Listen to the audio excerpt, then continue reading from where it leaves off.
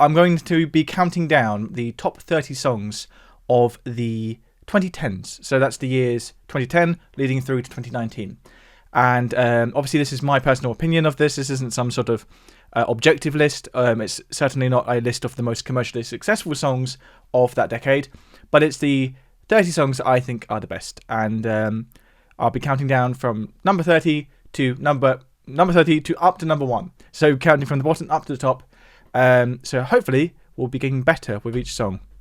But let's just crack straight into it and listen to the first one. This first one is a song called The Wire by Haim. Haim is a band of 3 sisters, and you've got the year 2013 now. I think this song was their debut single, in fact. So they've been going strong now for about 10 years. I often kind of think about them in a sort of like Fleetwood Mac-inspired style. And they're one of those bands that I think really well straddles pop and rock and country and lots of different styles. So anyway, without any further ado, let's just have a listen to their music. This is The Wire, which I believe was their debut single.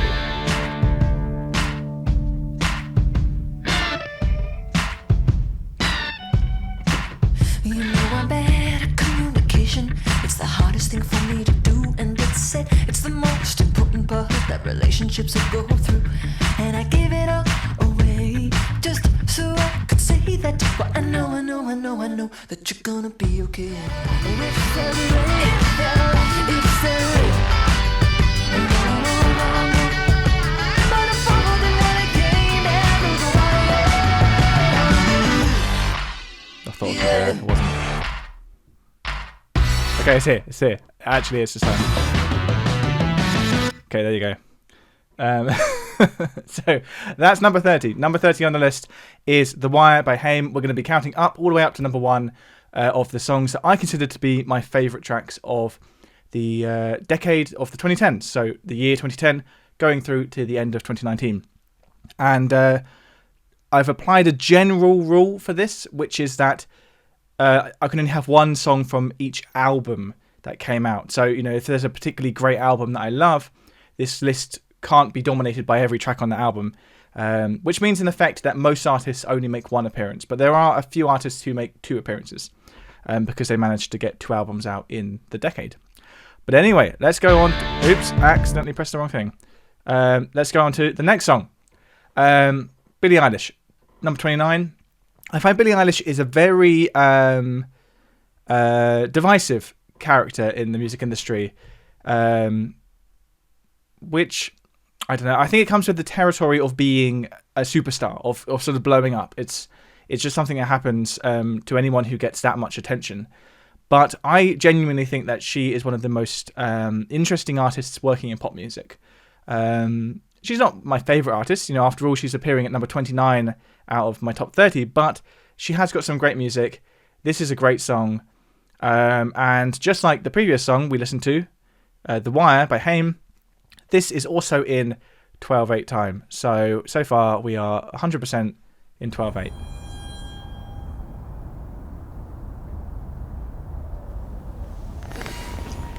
The music video is kind of like a horror thing, but don't worry, I don't think it's too scary. Hopefully they'll crack on with the music. I might actually have to skip this forward. I hate when music videos have a story. Billy. Oh, there we are. Okay.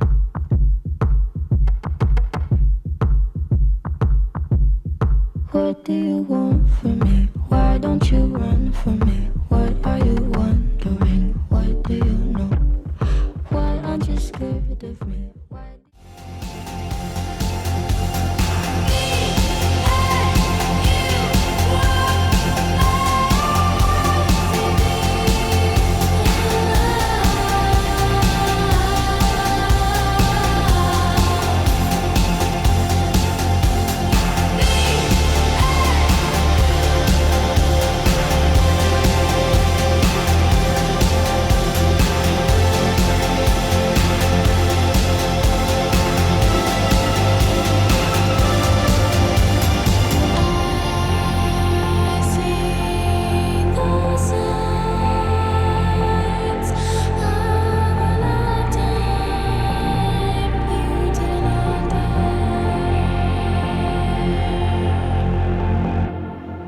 There you go. That's Wolf Alice, number 28 on my top 30 tracks of the 2010s.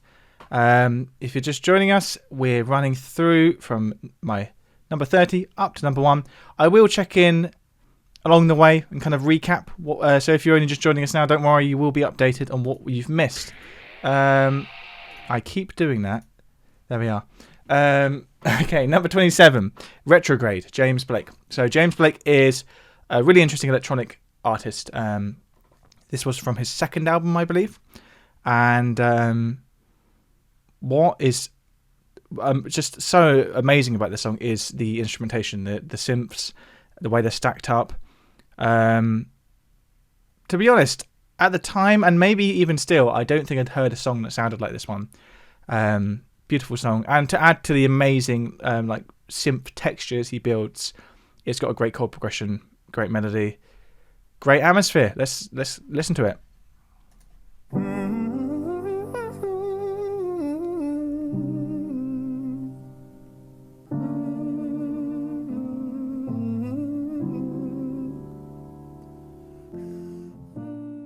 Number 26, Kendrick Lamar. I was kind of saying in yesterday's stream actually that I'm not with hip hop. I'm very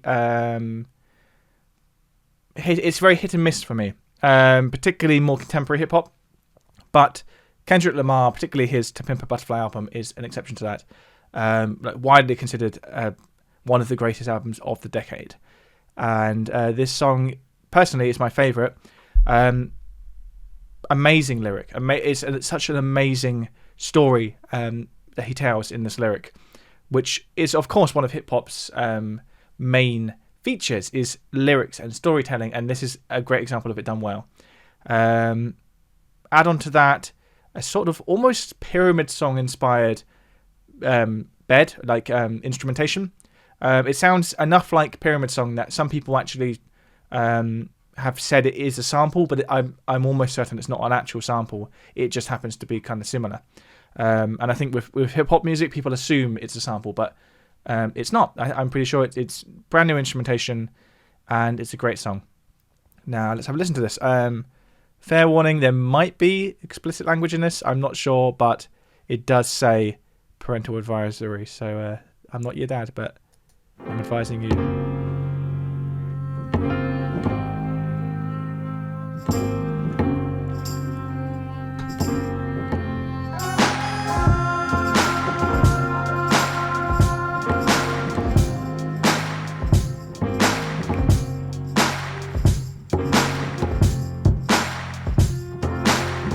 How much a dollar really costs? The question is detrimental, paralyzed in my thoughts. Parasites in my stomach keep me with a gut feeling, y'all. Gotta see how I'm chillin' once I park this luxury car. Hopping out feeling big as Mutombo. 20 on pump 6, Dirty Marcellus called me Dumbo. 20 years ago, can't forget. Now I can lend him my ear too. How to stack these residuals tenfold. The liberal concept that men do. What more do you want from me? Tears of a cloud. Guess I'm not all what it's meant to be. Shades of gray will never change if I condone. Turn this page, help me change to right my wrong. Yeah, great song. And yeah, great album. I think is it Vincent mentioned in the comments. Is this the album you're talking about? Your favourite? Because it's certainly a great album. And as I was saying, as someone who isn't a massive hip hop fan, it's the sort of album where you don't have to be a hip hop fan to love it. It's just a great album for all people to check out. So that was number 26. Now let's go to the next one. Actually, before we do, I forgot I put this in here. Let's recap, because if you've just joined and you haven't been here the whole time, you might have missed out on what we've already listened to. So we started with The Wire by Haim, Bury a Friend, Billie Eilish, Don't Delete the Kisses, Wolf Alice, Retrograde, James Blake, and we just listened to Kendrick Lamar's How Much a Dollar Cost. That is what we've done so far. Over the next couple of hours, we'll be working through until we get to what I consider to be the greatest song of the 2010s. But before you have a chance to decode what it is by looking through the blurred countdown there, let's listen to the next one, which is Alaska by Maggie Rogers. I first became familiar with Maggie Rogers the same way that a lot of people did, I think, where that viral video happened, where Maggie Rogers was attending some sort of music college, like music university, that sort of thing. She was on some sort of songwriting and production course, and Pharrell Williams came in. You know Pharrell, the guy who did Happy and many other things. He came in to do like a masterclass, which is something that happens at music universities. And he was being played some of the students' music and kind of giving feedback, that sort of thing. And Maggie Rogers was in that class, and she showed Pharrell this song, Alaska. And you should watch the clip, because I won't be able to do it justice, but you can just see as he listens how the song kind of catches him off guard and like emotionally connects with him, and he actually starts to get quite emotional about it. And I believe that was the kicking off point that suddenly launched her to fame, got her signed to a record label. It was that interaction by Pharrell with Pharrell and the impact that this song had on him. So without any further ado, let's have a listen to it.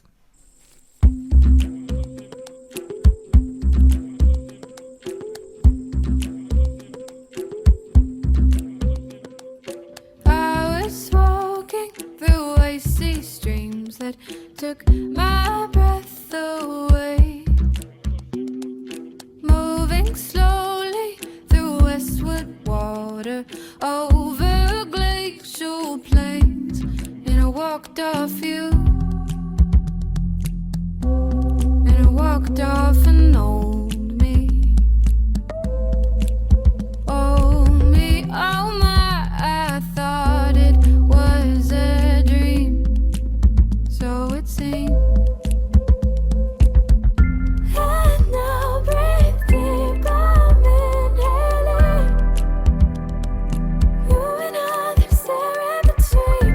Leave me be, I'm exhaling. You and others stare in between.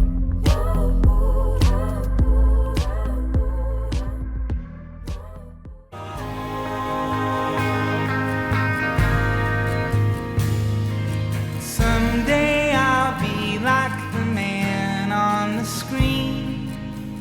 So that's Fleet Foxes, and like we were saying, they are one of those bands that doesn't sound like they came out when they did. That's true of their first album as well. At times they even sound, you know, we were saying the 70s, 1970s. At times they sound even older than that. They sound almost like they could be from the Baroque era, with all of the like choral, monk-like, you know, Gregorian style vocal harmonies, and a lot of the old instrumentation they use, like harpsichords and you know, a variety of older style stringed instruments. So yeah, Fleet Foxes, check those guys out. Now let's awkwardly go to the next song. There we go. Okay, surprise! You probably weren't expecting this woman here.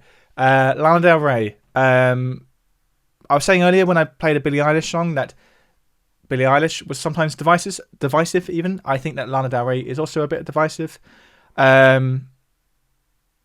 She first came to notoriety with Video Games, which was, you know, it's a great song. And she's kind of stayed in the limelight ever since. She's not a massive pop artist, I would say. She's not like a Lady Gaga or anything, but she's definitely somewhere between, in most people's eyes, I think, she's somewhere between pop artist and alternative artist. So I think lots of questions about her authenticity and stuff come into question where, you know, people are obsessed with authenticity in music for some reason. But really what counts is, does the music sound good? And this does sound good. And this song is really quite different from anything else she's done. It's from her second album called Ultraviolence, which I think is great. A little less theatrical and cinematic than the first album. The first album was sometimes a bit over the top. The second album became a bit kind of cooler, I thought. And this song has lots of guitars in it. It has a great production. And a bit like the last song we listened to, it's got a big mood change for the chorus. In the Fleet Foxes song we just listened to, the mood change was kind of in the middle of the song, not for the chorus. But for this song, every chorus, the tempo suddenly changes quite dramatically. And considering that this is a song that was in the charts and played on the radio, I think that's pretty cool. It's not something you hear very often.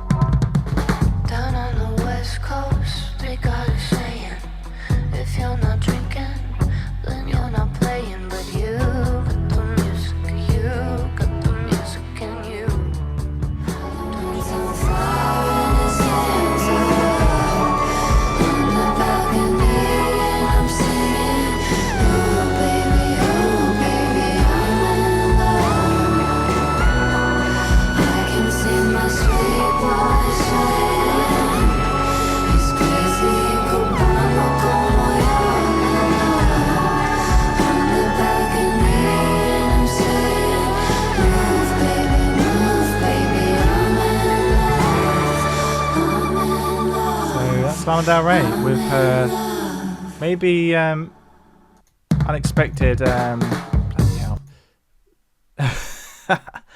Lana Del Rey with maybe an unexpected appearance in this list. But anyway, let's move swiftly on to David Bowie. Of course, David Bowie rightfully would appear in a list of the greatest songs of the 1970s, maybe also the 80s. But here he is several decades later in a list of the best songs from the 2010s. And this song is just sort of unbelievable, really. Not only is it a fantastic piece of music, which once again, for the countless time, changes David Bowie's style to some new territory, gives us something very different. But this song is, what makes this song unbelievable is it came out, and then 2 days later, David Bowie dies. And this song was written and recorded by David Bowie, who knew that he was going to die. And, you know, it has this haunting lyric about I'm up here in heaven. And just imagine knowing that when people listen to this track, that will be true. And that's what Bowie did. He's just such a true artist to the very end that he even wrote the soundtrack to his ascension to heaven. So, yeah. And it's a pretty mental promotional strategy, isn't it? Just dying to promote your album. You can't do better than that.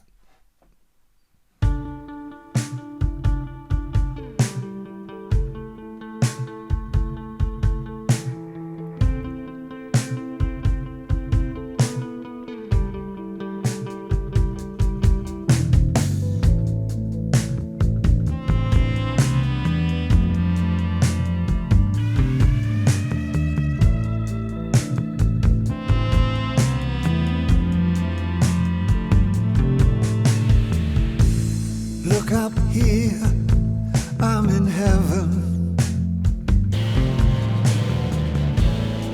I've got scars that can't be seen. I've got drama, can't be stopped. I love how this song has just been a constant climb in dynamic until that very moment where it just cliff edges. Wow. Mr. David Bowie. Wow. How do you follow that? Well, I guess someone had to. So, with something completely different. Deantown, Wolfpack. Wolfpack are, if you don't know, kind of a throwback to soul music, but done in a very fun and muso-friendly way. And by muso-friendly, I mean if you are a bit of a music nerd, you're a musician, maybe into your jazz a bit, this music is for you. This track in particular is a almost like a study in bass by Joe Dart, who is the amazing bass player from Wolfpack. The song is inspired by a song by Weather Report, you know, the prog rock band, the sort of jazz fusion band, called Teen Town, which was a similar sort of bass heavy song. And of course, the famous bass player from Weather Report was Jaco Pastorius, who is an icon in electric bass playing. So Deantown is one of the bassiest songs of the 2010s. Probably the only bass line that if you play it at a concert, the crowd sing it back to you. Apart from maybe Seven Nation Army. But this is on a different level than that.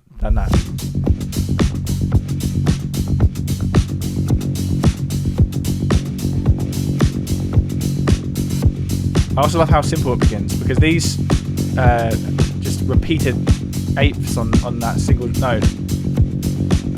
Simple but so tight, and actually very hard to play unless you are very agile.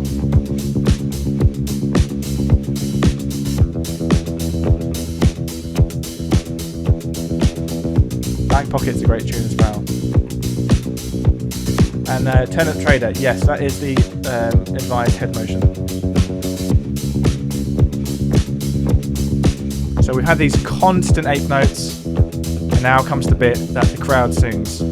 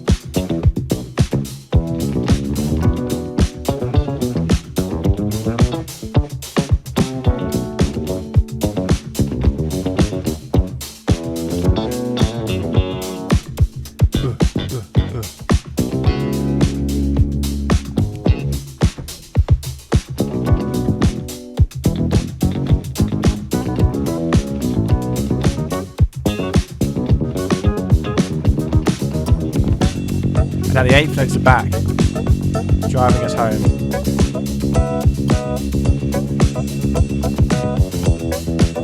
So I guess they're not eighth notes, are they? They're 16ths. What am I saying?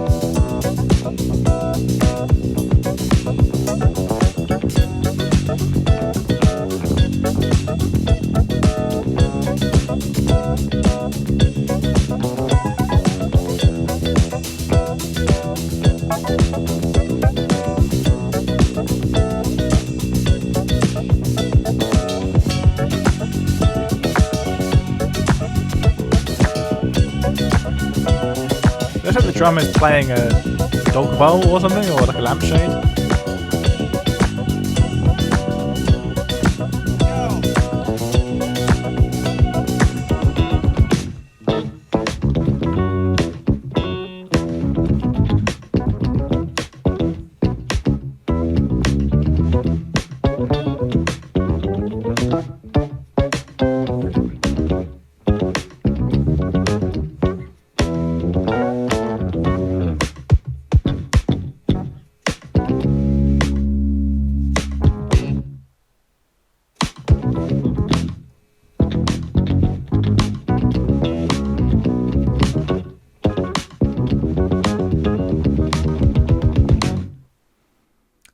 Yeah, so what you mentioned there about EDM artists sampling this.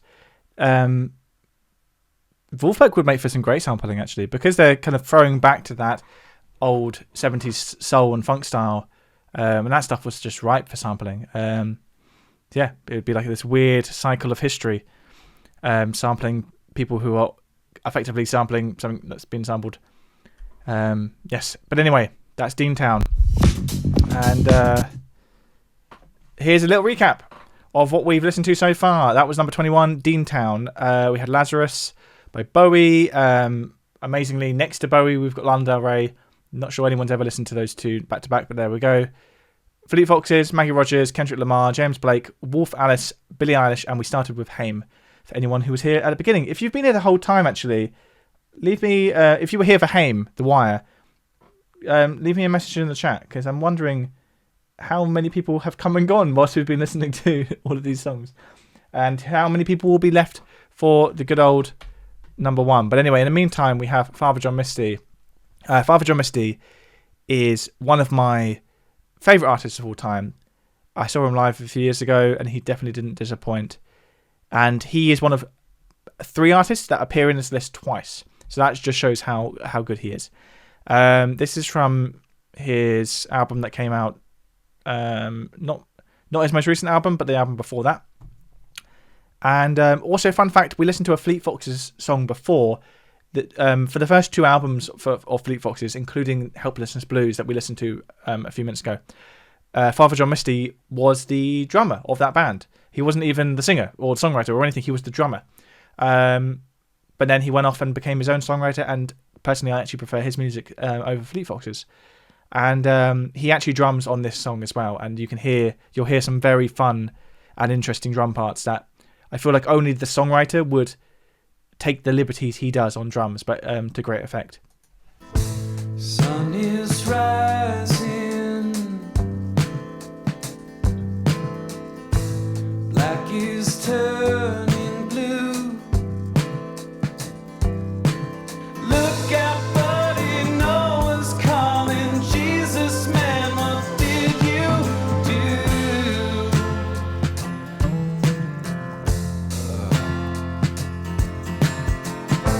Psychic terrorists. I love that really bright bass playing. Almost reminiscent of Paul McCartney. Like, the bass is almost treated like a guitar. Left foot, right foot, that's the ticket. You'll be back on top real soon.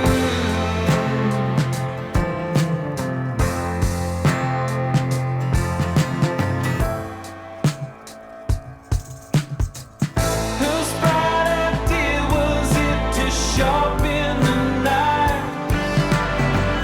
Just 20 minutes for the boat capsize.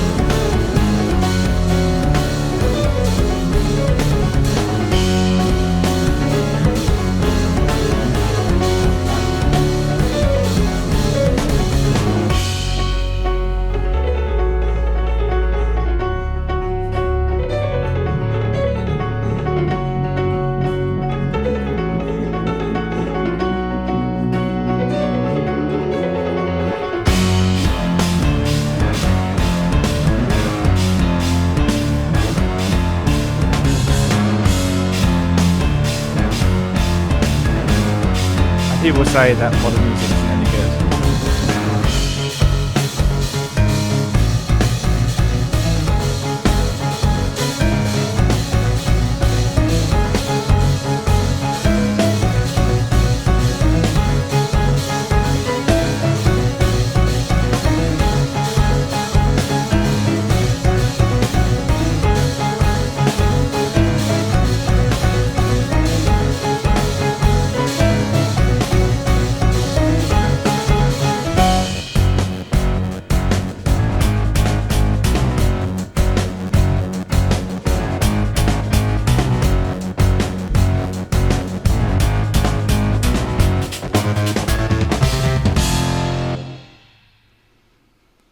Bloody hell.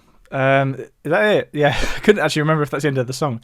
Yeah, he's got a lot more music like that. But that was the first track I got shown. The drummer in my band, it would be a drummer who would introduce you to this sort of music.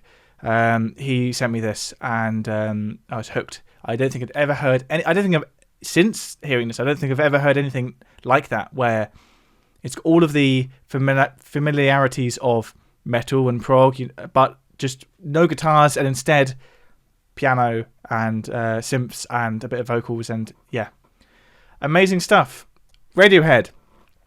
I mentioned before that there are 3 artists that appear on this list of the top 30 songs of the 2010s. 3 artists who appear more than once, because my rule is I can only feature 1 song per album. Otherwise, there's certain albums that will dominate the entire list. So Radiohead released 2 albums in the decade of the 2010s, and one of them was The King of Limbs.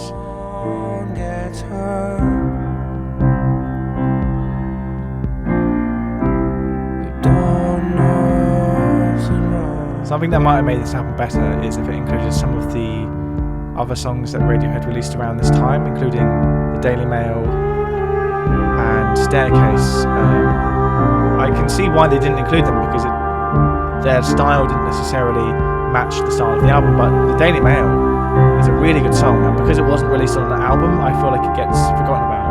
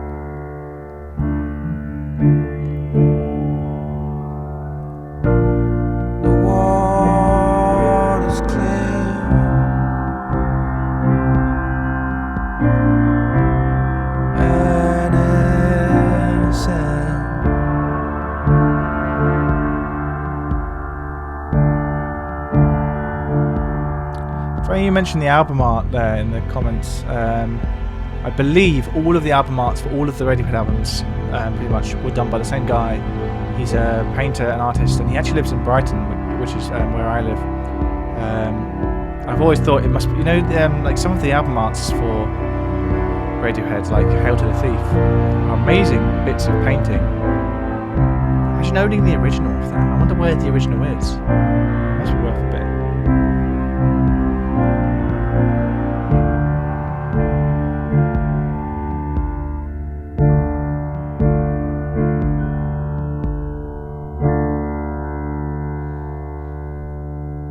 So that's Codec from Radiohead's often, in my opinion, underappreciated album, The King of Limbs. Let's move on. I mentioned that there were 3 artists that appear in this list twice. We had Father John Misty. He's appeared once so far. He will be appearing again later. We just had Radiohead, and they will be appearing once more later. And here is the 3rd dual offender, Tame Impala, who will also be making another appearance later on. This is their track Elephant. I say they, but Tame Impala is basically just one guy whose name has suddenly just escaped my head. But Kevin Parker, is it? I think. Maybe the comments will confirm that. But this is from Tame Impala's second album, Lonerism. Bloody brilliant track. Very reminiscent of, I think, of like the fuzzy guitar tones that were quite in fashion in the early 70s, but with the chunky production of modern music. So it's just this song. This is a song you want to turn up loud and drive your car to. But we're going to turn it to a reasonable volume and sit in a chair to it now.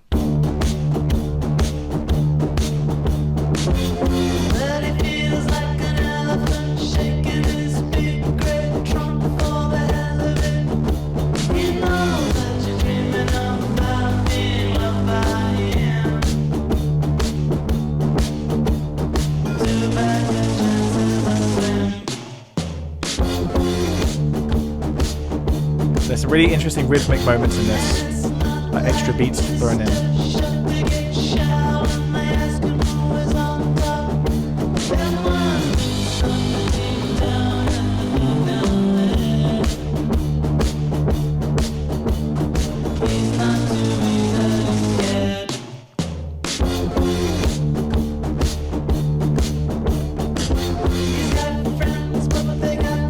This riff does. This riff is chunky as. And it kind of catches you off guard. It's almost a kind of typical rock and roll riff, but there's something a bit off. Like it was dented on the way down or something. Now, we get my favourite moment.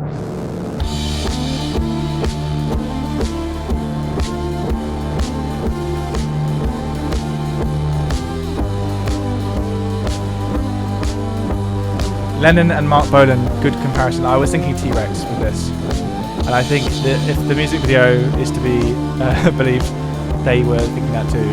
It's got a very like late 60s, 70s vibe to it.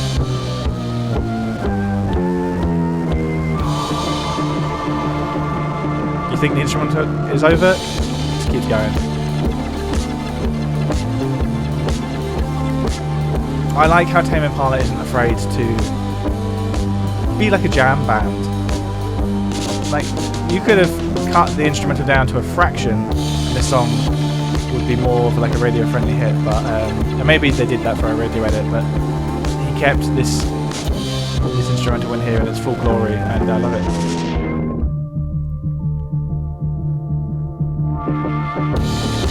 It's not over yet.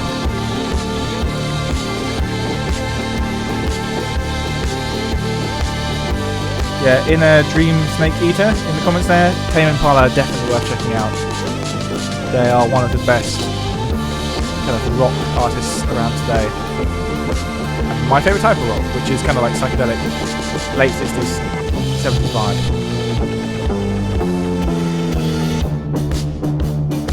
Okay, now we'll return to the verse.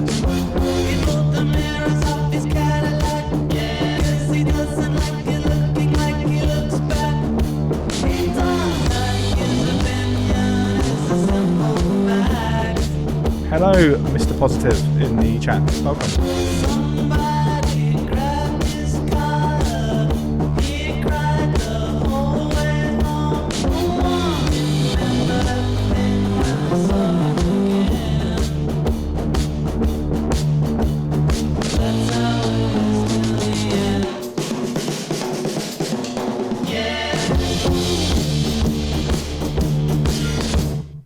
Nice. Very nice. Excellent song. Tame Impala. Stand by for awkward transition. Nice. By the way, next time I do a stream, I will fix that. I don't know why that's happening, but I will fix it. Anyway, if you're just joining us, we're working through what I think are the top 30 tracks of the decade of the 2010s. The year 2010 up to the year 2019. We're about halfway through now. This next song's by a band called Snarky Puppy. I saw them live about 10 years ago now. And Snarky Puppy are kind of like the band you're into if you are a muso. If you are a music nerd, if you are into anything remotely techie about music, jazz, prog, anything, Snarky Puppy is for you. Because they're basically just a band of music nerds. And the thing that's so good about Snarky Puppy, and what you will soon see, is that some of their best albums were recorded live in a studio setting with an audience in one take, no overdubs. And yet the musicianship, the vibe, the musicality is just off the charts.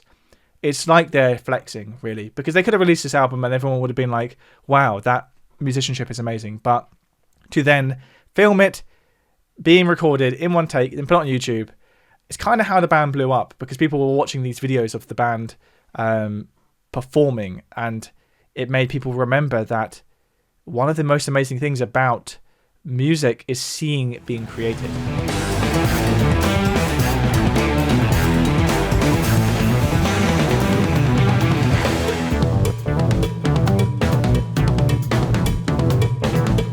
You know how people say it needs more cowbell? I actually think this song could do with less cowbell.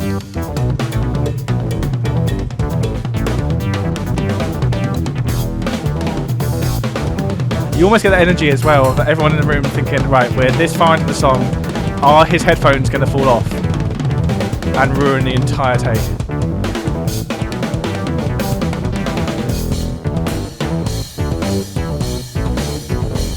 Yeah, he just adjusted them. Thank God. So that's musicianship. It reminds me of that clip of Weezer and the band Weezer performing, and the drummer manages to catch a frisbee whilst drumming and throw it without missing a beat. Musicianship.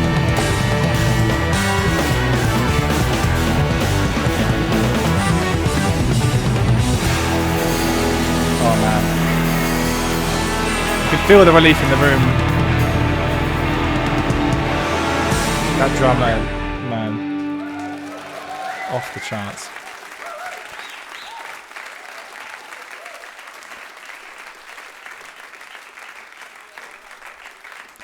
Yes, Snarky Puppy, there you go. Music for music students, but for good reason, because it's like every song is a masterclass, and they're completely transparent about how this is recorded. Like, we can see it being recorded right there. Of course, it gets mixed after the fact, but there was no overdubs. That was the music being made, and I think that's just great, because we can see the exact process that went into creating the music, which is something that you don't see really with modern music. All right, awkward change to the next one. Oh no, here we are. It wasn't an awkward change; it was a normal change. We are halfway through. This is the songs we listened to so far. I don't know if anyone has been here for the whole time, so this could be a good opportunity to see what you've missed. By the way, this entire stream will be available at a later date on Twitch, and possibly also on my second YouTube channel. Not on the first one, because this video will have so many copyright issues that I'm not putting it anywhere near my main channel. But that's why I like being able to do this sort of thing here, where I can just not worry about being demonetized, because this isn't about being monetized. This is just about sharing some great music. So that's our first 15. Let's go into the second 15, and the first track is Them Changes by Thundercat. Thundercat is first and foremost a bass player, but he's a multi-instrumentalist. He is a great example of someone carrying funk and R&B into the modern day, adding something new to it. He plays with a lot of very famous artists, including Kendrick Lamar, who we listened to earlier. I think he actually plays on the To Pimp a Butterfly album, but I'm not sure if he's on the song we listened to. But anyway, this is the song Them Changes. It's based, the drums that you hear at the beginning are a sample of one of my favourite Isley Brothers songs, which is called Footsteps in the Dark. It's just the little drum sample that I think they borrow, and then everything else is new. And also get ready for one of the squelchiest bass tones you've ever heard. Here comes the squelch.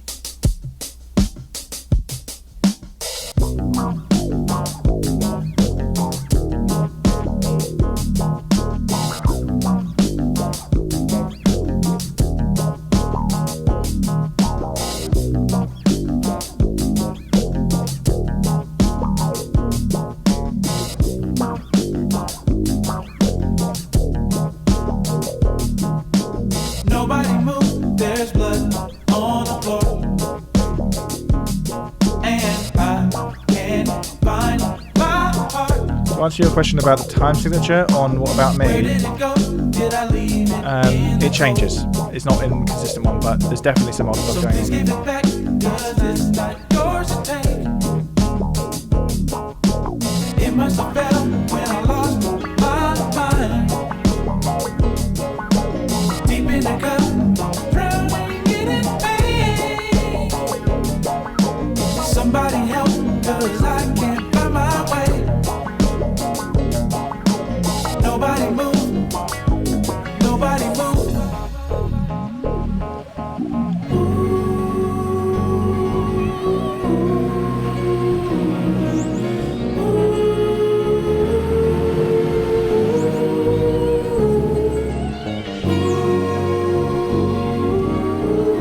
Yeah, the bass sound is very wet. Very fitting album art.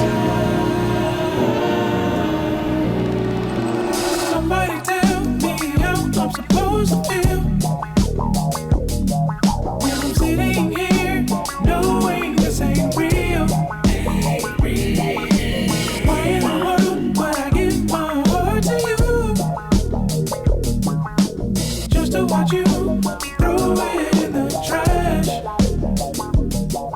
I've been juggling so long, I don't think I can hold on.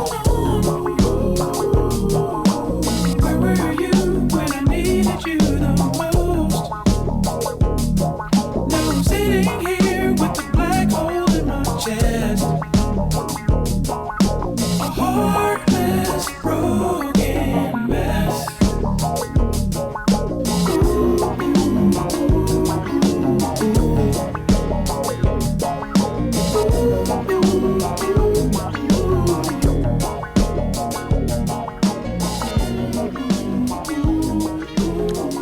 Funky song. That's Thundercat with Drunk. No, not with Drunk. It's Them Changes from Drunk, the album, which is also a great album. Let's move on. Just gonna let him fade out. There he goes. All right. Oh, damn this thing.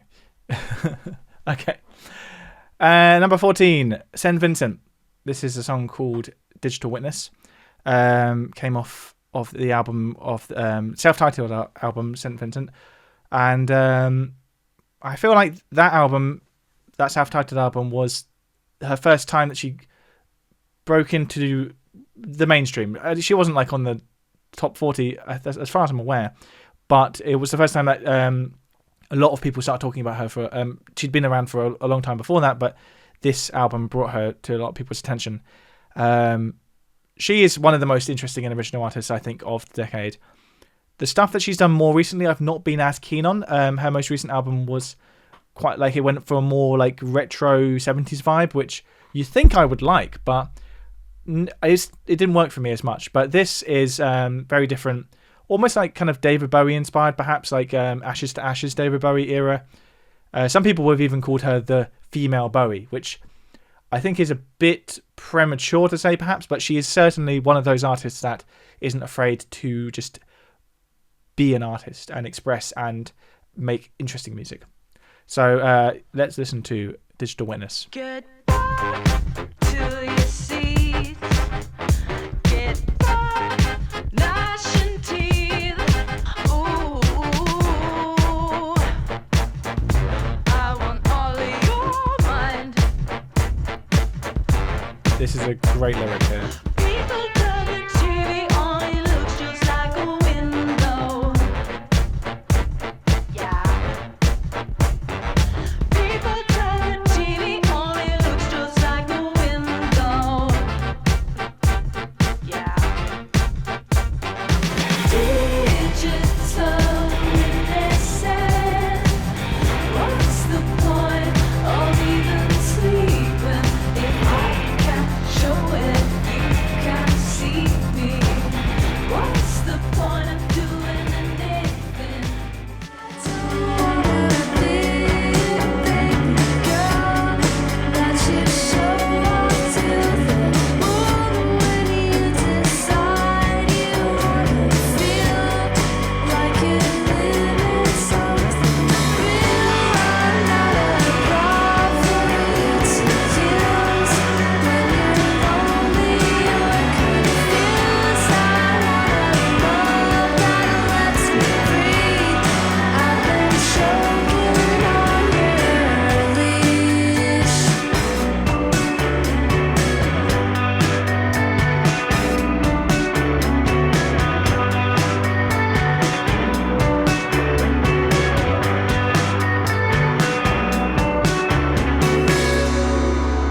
There you go. Soccer Mummy.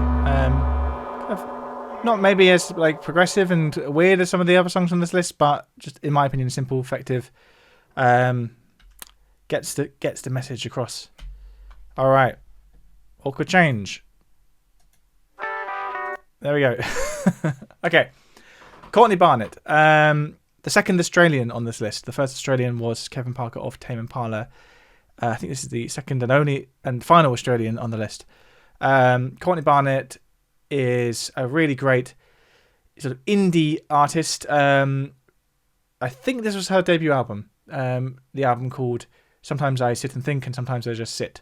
Really good album. There's a few songs on it which could have actually made this list, but I decided to go with this one. Very sort of witty and relatable lyrics and delivery, I think, coupled with some just good old rock music, which I think, to me, it kind of reminds me, you probably won't get this reference, but it reminds me of Blur, as in Graham Coxon of Blur, his guitar style. That might just be a reference that I'm hearing and not other people, but anyway, let me know what you think.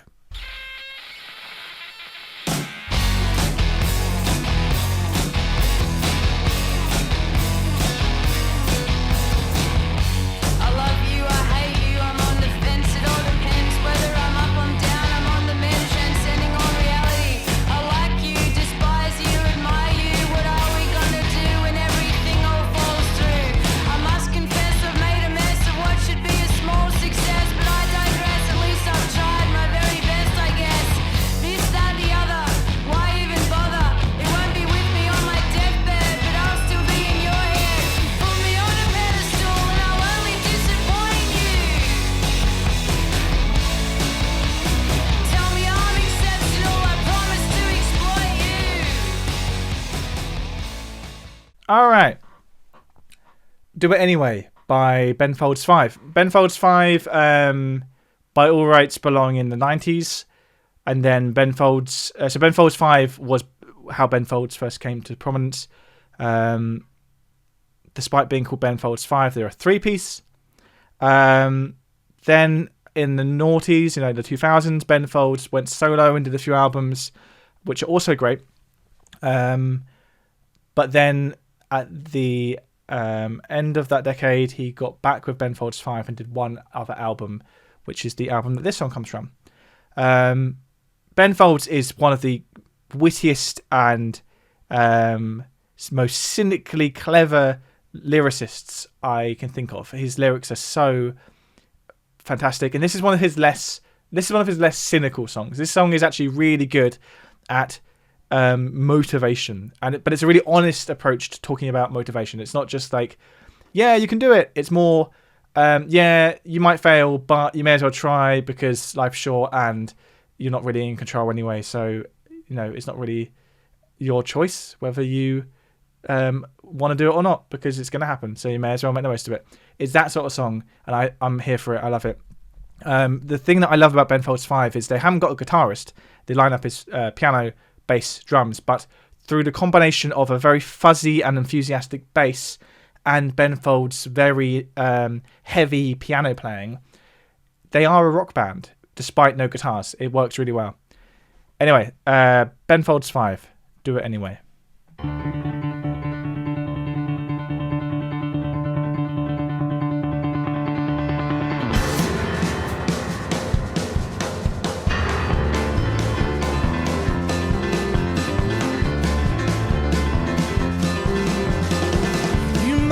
Your love and trust on the line. It's risky, people love to tear that down. Let them try. Do it anyway. Risk it anyway.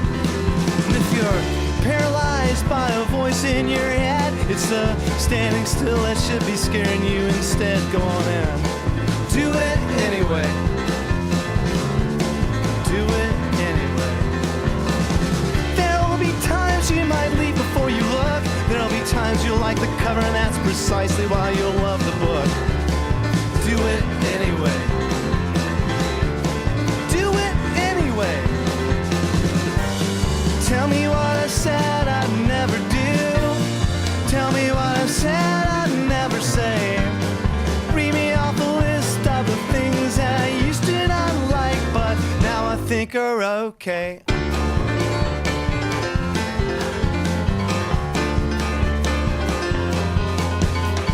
Sometimes it's not subjective, wrong and right. Deep down you know it's downright wrong, but you're invincible tonight, so you do it anyway. It's done, you did it.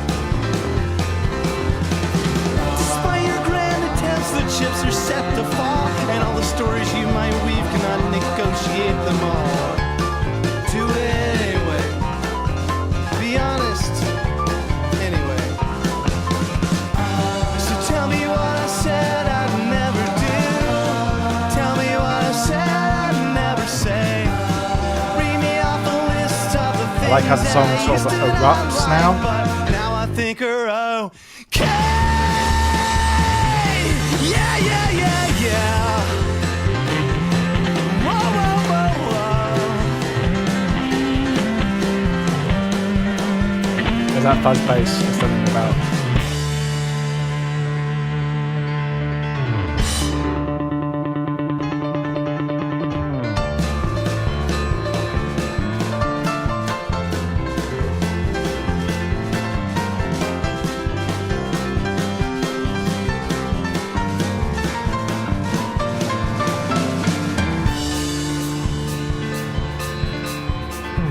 It's gonna be so very hard to say, and watch the trust and joy all drain from her innocent face. But you must do it anyway. It sucks, but do it anyway. The lyrics of this verse are probably the best. Call it surrender, but you know that's a joke. And the punchline is you were actually never in control, but still surrender anyway. Tell me what you said you never did. Tell me what you said you never said. See what you're saying about the lead singer. So the lead singer is Ben Folds. Who obviously wrote the songs. Certainly not an archetypal good singer, but not like Bob Dylan, but in a different way. It's his voice that makes the music, I think.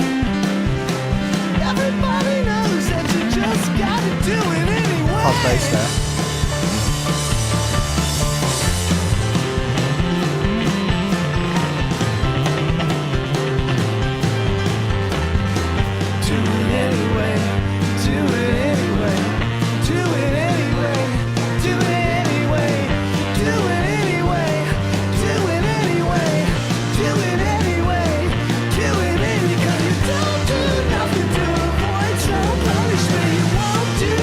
Yeah, New York, I love you. LCD Sound System. Good song.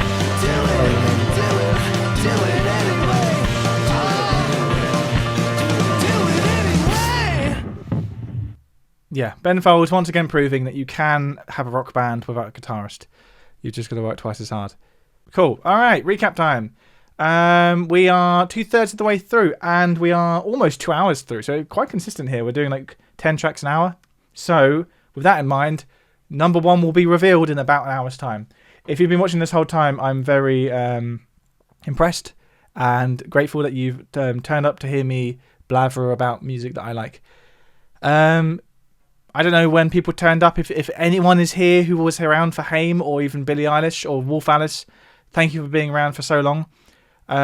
We've had many amazing artists so far, but now we are into my top 10 songs of the 2010s. So these are songs that I very, very much like. And here's... oh, okay, that's not quite right. Interesting. You might have noticed here that the video does not match the YouTube video, the title. Okay. We're going to roll with it. I'm just going to pop back, though, for a second and work out what's going on here. Okay, cool. I think number 10 and number 9 have been swapped around. We're going to find out. So ignore what it says at the top about Night Shift by Lucy Dacus and pay attention more to what it says here about Sufjan Stevens' 4th of July. This is a song from Sufjan Stevens' kind of quite folky album called Carrie Ann Lowell, which is one of my favourite albums. And this is an absolutely beautiful song about his mother, who I believe passed away. And it's just a heart-wrenching song. And we're going to listen to it now.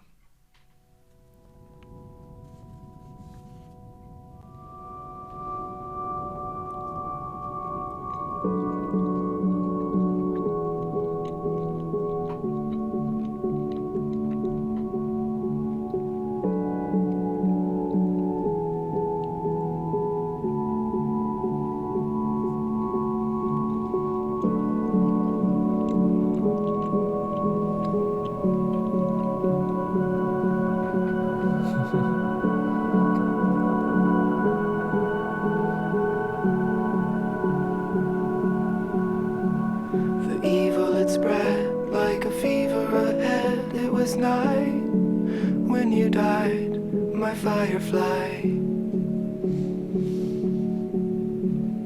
What could I have said to raise you from the dead? Oh, could I be the sky on the 4th of July? Well, you do enough talk, my little hawk. Why do you cry? Tell me, what did you learn from the Tillamook burn or the 4th of July? We're all gonna die.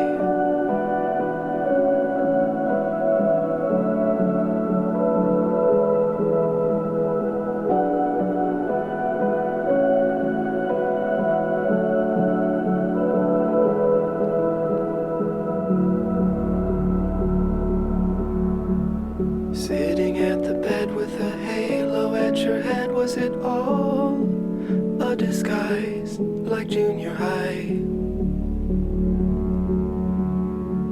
Where everything was fiction, future and prediction. Now, where am I, my fading supply? Did you get enough love, my little dove? Why do you cry?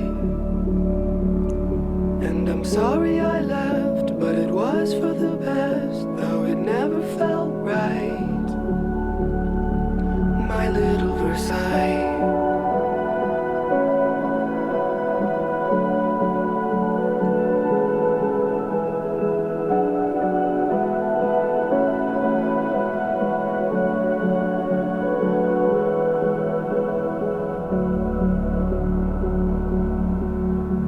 The hospital asked, should the body be gassed before I say goodbye, my star in the sky? Such a funny thought to wrap you up in cloth. Do you find it alright, my dragonfly? Shall we look at the moon, my little loon? Why do you cry? Make the most of your life while it is rife, while it is light. Well, you do enough talk, my little hawk. Why do you cry? Tell me, what did you learn from the Tillamook burn or the 4th of July? We're all gonna die.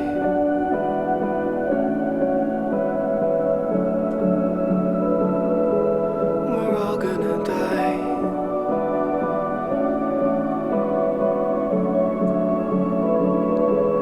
We're all gonna die.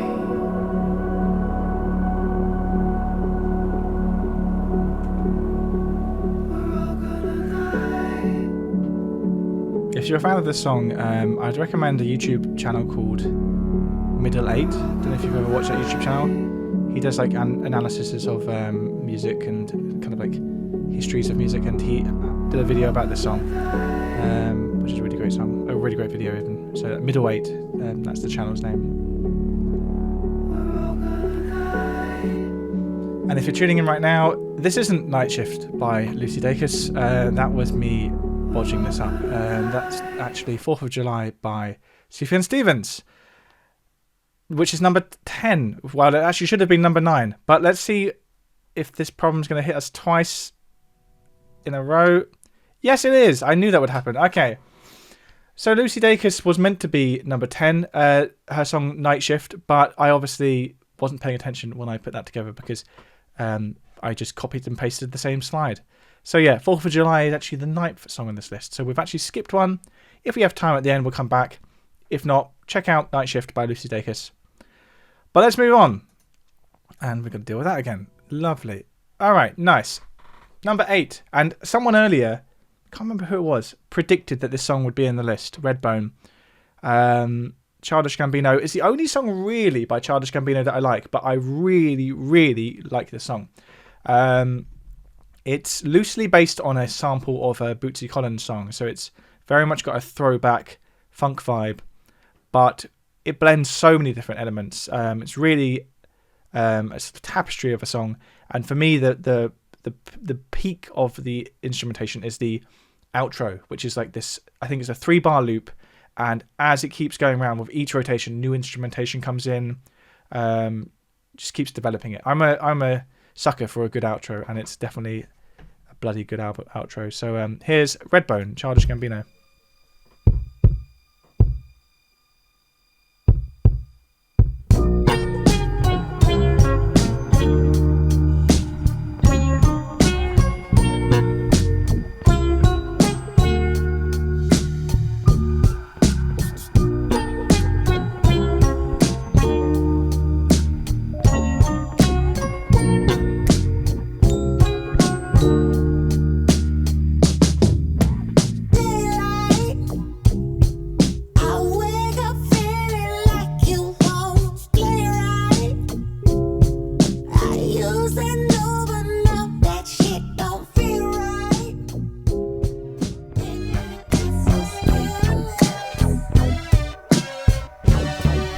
Fuzzy harmonised guitars on an R&B record.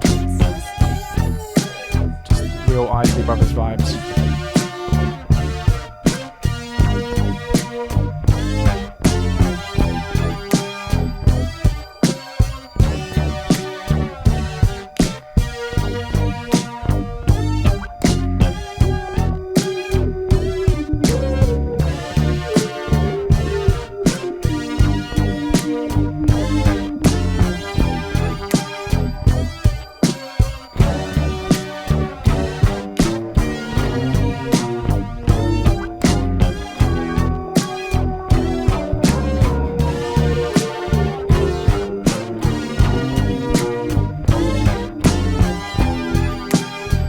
Piano. Lovely touch. Hello Amadeus, thank you for following me on Twitch. Yeah, I'm trying to get people on YouTube to know that I'm doing this. For the next few months I will be doing Twitch streams multiple times a week. So hang around, follow me on Twitch if you're interested, because I'm doing piano improvisation, I'm doing Q&A stuff, and I'm also doing these videos. So this one is running down my top 30 songs from the 2010s, and I'm going to be doing the 2000s, 1990s, 1980s, etc. So if you're enjoying this, then consider following it. Okay, here comes the awkward bit where I change slide. There we go. All right. Number 7, MGMT, the song called Congratulations from the album of the same name.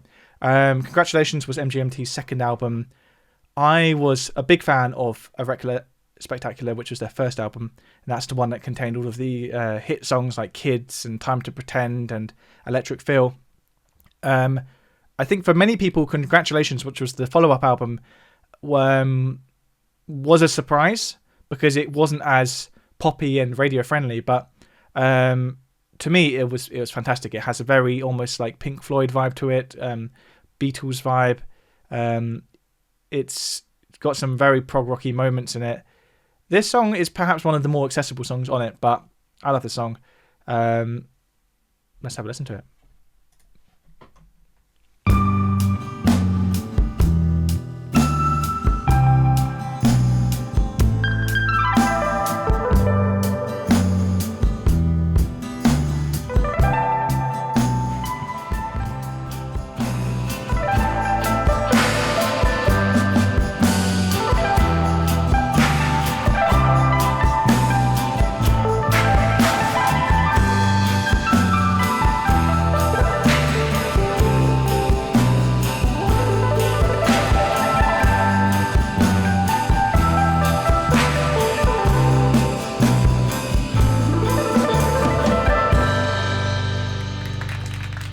Congratulations, MGMT.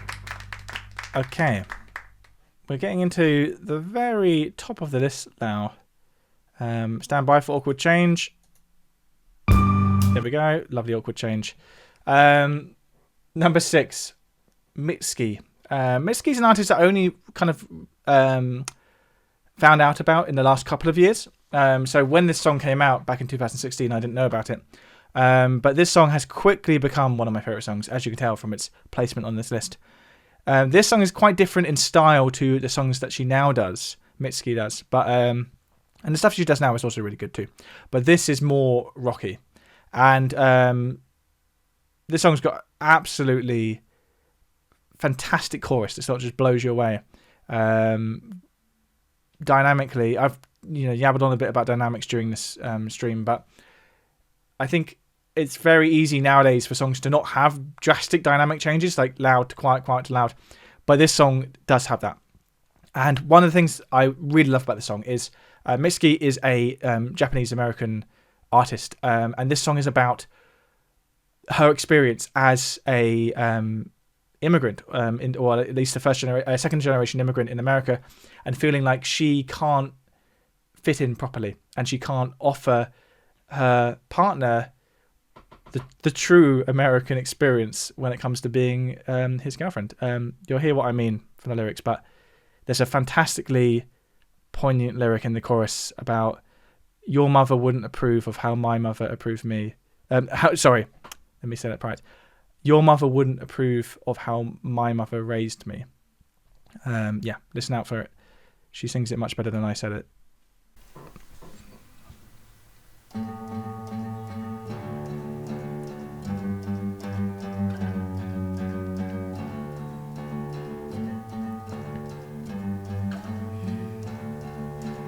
If I could, I'd be your little spoon and kiss your fingers forevermore.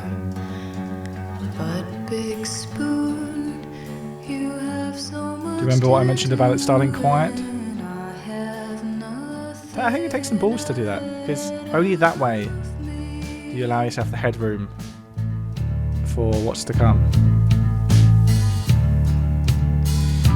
You're the sun, you've never seen the night, but you hear its song from the morning birds.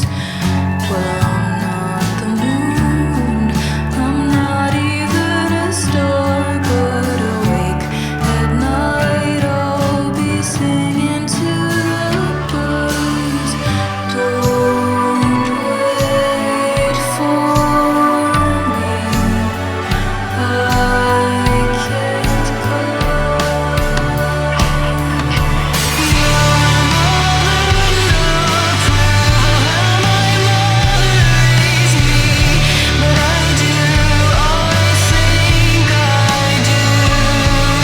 And you're an all-American boy, I guess I couldn't help trying to be your best American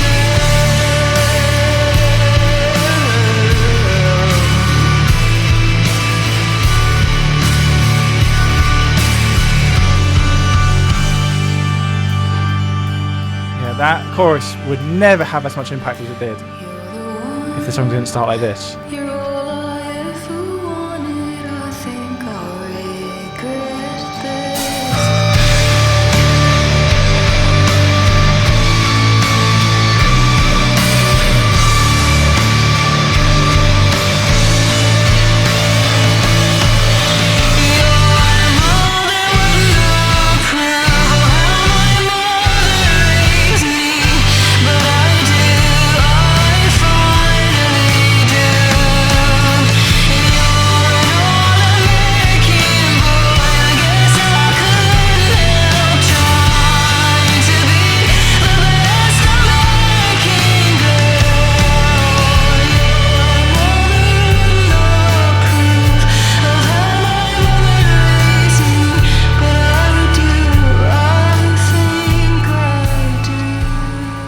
You know, some songs, each chorus, you could probably copy and paste it. And sometimes I wouldn't be surprised if that genuinely did happen. But with that song, we hear the chorus 3 times, and on all 3 occasions it's different. Not harmonically different, but dynamically, and the arrangement's different. So although we are hearing material that we've already heard, we never get to a point where we're hearing something for the second time, really. It's always new, all the way through. So, that was number 6, Mitski with Your Best American Gal. Stand by for awkward change. Bloody hell, this thing. Okay, and here is the recap that Laura and Co were asking for. We've only got 5 left. So if anyone is still here from when we were listening to The Wire by Haim or Bury a Friend by Billie Eilish, then good on you. I don't know if anyone is. I wonder who's watching now, who's been watching for the longest. But also to clarify earlier, Night Shift by Lucy Dacus, that was meant to be at number 10. And if we have time, maybe at the end we'll listen to it. I just managed to cock that up. But don't worry. Hopefully the last 5, there'll be no cock-ups and it will all be good. A little reminder as well, the rule with this is that I can only have 1 song from each album.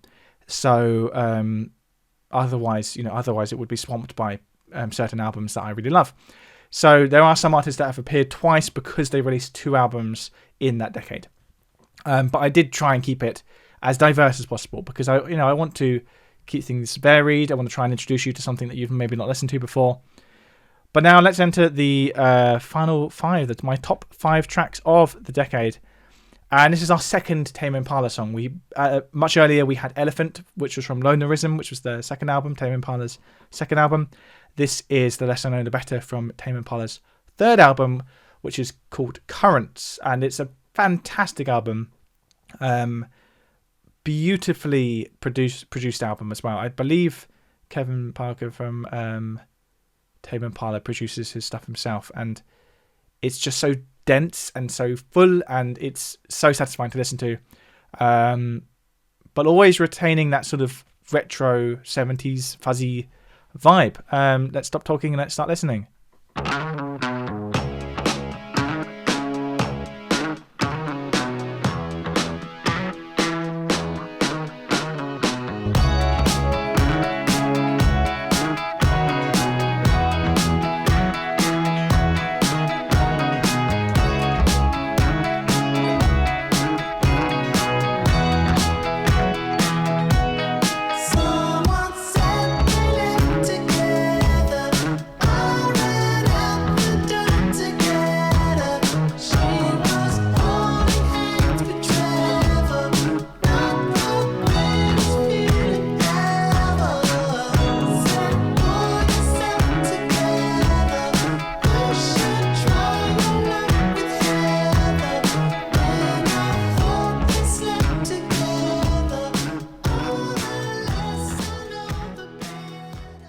Final 4 songs of the decade for me.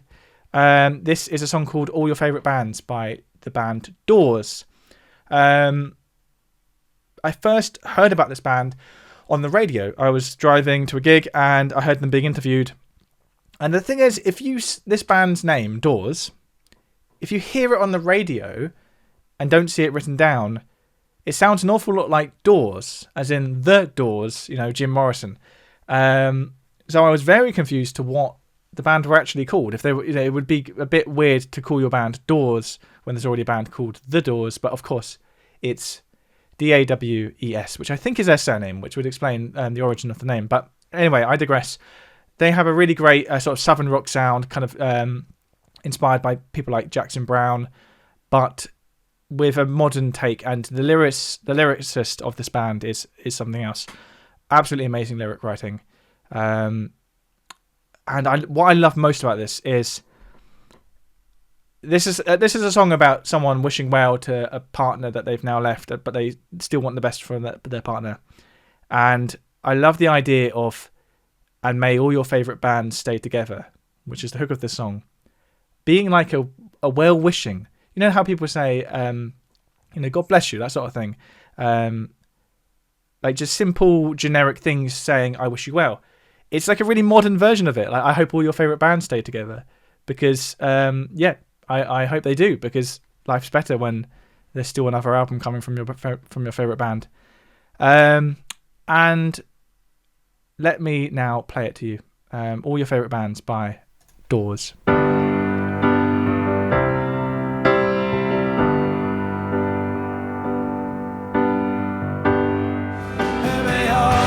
Favorite bands stay together. Yeah. One more time. Okay, now it's getting too Christian rock. None of that. We're not having that. That's not on the original record. Yeah, Doors, they're a great band. Amazing lyrics. That song, I think, is a good introduction to them. But really, you need to listen to the album that it came from, which is All Your Favourite Bands. Absolutely amazing album. Cannot go wrong with that. Okay. You bastard. Okay. Top 3. We've already had a Father John Misty song, but he's going to make the list twice. This is from a different album. This is from his album Pure Comedy, which came out before the other track we listened to. This is the album that introduced me to him. And this album in particular, it's like a concept album. For most of it, the songs are kind of written from the point of view of a folk singer in the future. So it's like Father John Misty is pretending to be singing about the past, but the past is our future. For example, this song is written about the collapse of society brought about by the oncoming climate disaster. Positive. But it's a really interesting song. It's sung from the perspective of someone who is used to living in a post-revolutionary, post-societal world and kind of musing on what life was like before. It's kind of a bit chilling, really. But I love it. Let's listen to it. Things that would have been helpful to know before the revolution. Father John Misty.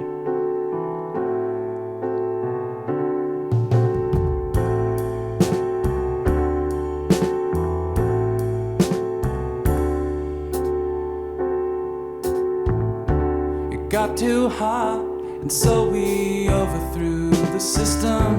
'Cause there's no place for human existence like right here on this bright blue marble, orbited by trash.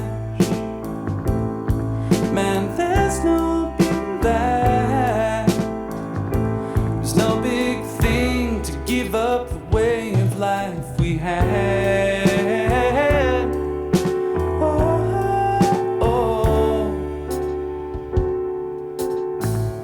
My social life is now Just so chilling. For such a relaxed piece of music, it's so chilling because he perfectly sets the scene as somebody who is now very much through all of the potential chaos of like climate disaster, etc., etc. Looking back on it, just pondering about modern life. So now it's relaxed again after all of the awful things that must have happened in between us now and them there. Pretty dark stuff, but I like it. And I also love the twist at the end that although everything's kind of gone back to basics, there's no stopping the human race. We'll bugger it up again. Okay, final 2. I've seen some people speculating in the chat about the number 1. No one's been speculating about number 2. And no one's actually mentioned this artist yet. So maybe some people won't be expecting this person. This next artist is someone who I only really discovered 3 or 4 years ago. They very quickly became one of my favourite artists. This is probably her best known song, maybe. Sorry, we have to go through this awkward business with the bloody slide. It's Phoebe Bridgers. This was maybe her... You could consider this maybe her kind of breakthrough single. She's not somebody who has been in the charts and that, but I think in the sort of alternative world of music, she's quite well known nowadays. This came out in 2017 off her debut album, which was called Stranger in the Alps. It's a bloody brilliant song. It's written about her relationship with the songwriter Ryan Adams. I don't know if you've heard of Ryan Adams. Not Brian Adams, Ryan Adams. He'll beat you up if you say Brian Adams. That's true. Ryan Adams was a big early supporter of her when they met in the sort of Los Angeles songwriting scene, open mics and stuff. And he was instrumental in getting her big break, effectively. And they were in a relationship, and the relationship was a little bit lopsided. Not just because he was about 15 to 20 years her senior, but because of the sort of power dynamic. If you can probably imagine, considering he was the one who kind of start of her career. Anyway, this song is about that relationship. And it also has one of the best guitar tones. The opening guitar chord is like a big, warm hug.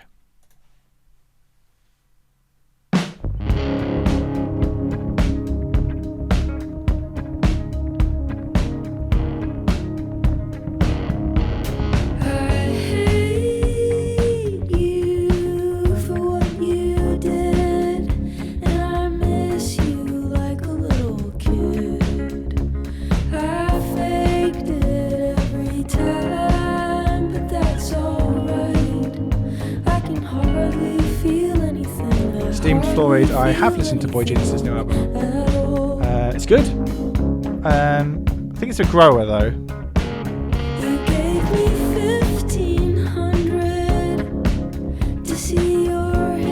Boy Genius, by the way, is a kind of supergroup trio that Phoebe Bridgers is part of, along with Lucy Dacus as well, who was one of the other people on this list.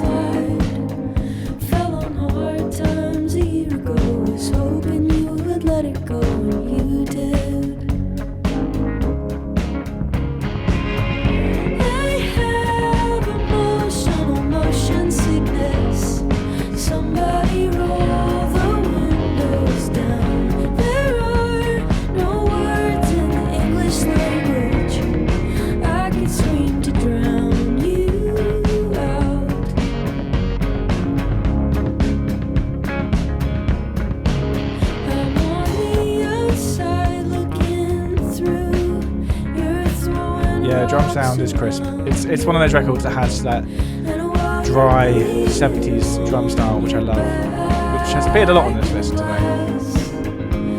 Something to look out for in the second chorus here is that she changes the lyric a bit, which is something that Phoebe Bridgers does a lot, because otherwise she wouldn't have time to tell you the story.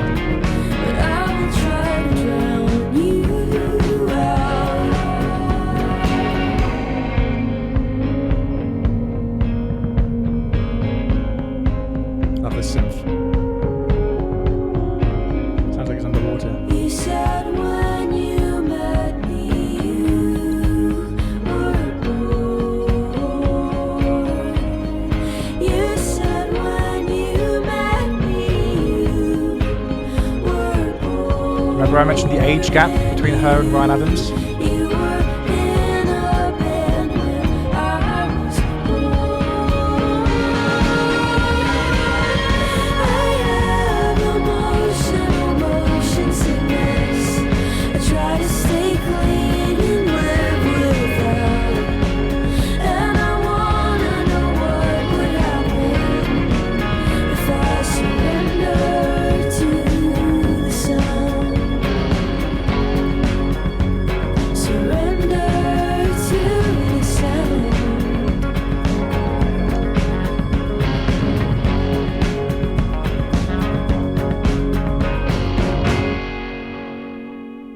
Such a tune. But yeah, that's not Phoebe Bridgers' only good song. If you don't know her music, check her out. Actually, the album that I think is her best is her second album, but it came out in 2020, so it can't qualify for this list, which is the top 30 songs of the 2010s, so 2010 through to 2019. If you've been enjoying this list, I will be doing subsequent streams of other decades, 2000s, 1990s, 80s, 70s, 60s, etc. So do consider following me on Twitch, and then you'll be alerted about that. Now, we only got one song left. I know a lot of people have been guessing about it, and I also, if you've been paying attention, you probably worked out already what it is.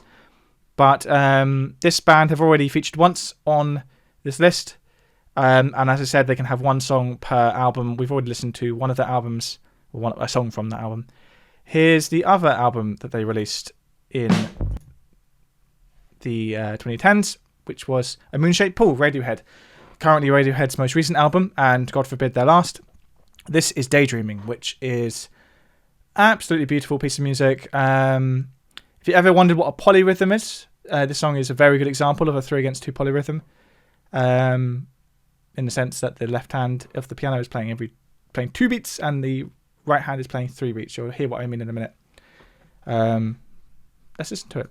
It's you have to really try and remember everything you like, and also when it came out. And often when you personally experienced a song may not have been when it came out. Of course, the 2010s is one of the few decades I have actually lived through.